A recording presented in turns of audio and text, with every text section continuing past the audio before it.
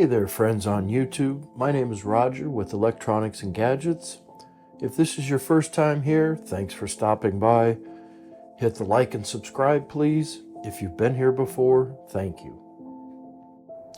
My next video is going to be on how to stop your iPhone from giving its unique identifier to third-party trackers. Because no one likes giving up information they don't have to.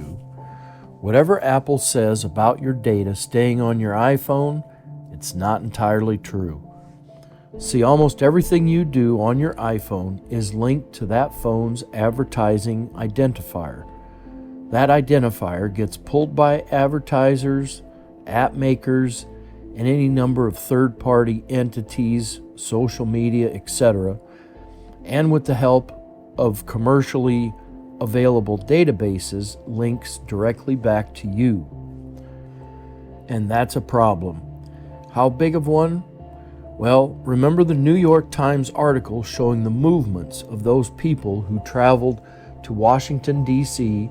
for the January 6, 2020 rally that turned to a storming of the Capitol building? That article was made possible by just that, a data set linking unique and supposedly randomized identifiers used for advertising purposes. The paper then linked those to other available databases and to phone location data, and voila, one map of everyone's movements. Okay, so you might not have any desire to storm government buildings, but that doesn't mean you want your data in anyone else's hands either. Your visits to the doctor, AA meetings, times you're at church or the bar, all of your movements can be tied to the advertising identifier and back to you. So, what's a solution? Turn off the ability for any apps that access your advertising identifier, and it's very easy with the Apple. Here's how. If you want to secure your iPhone, start here. Number 1, open the Settings app on your iPhone. Tap Privacy. Tap on Tracking.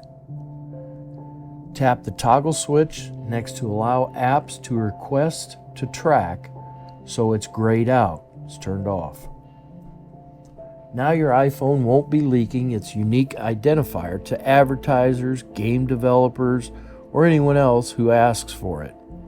While you're thinking in security terms, the next time something that doesn't need access to your location to function asks for it, don't tap on OK.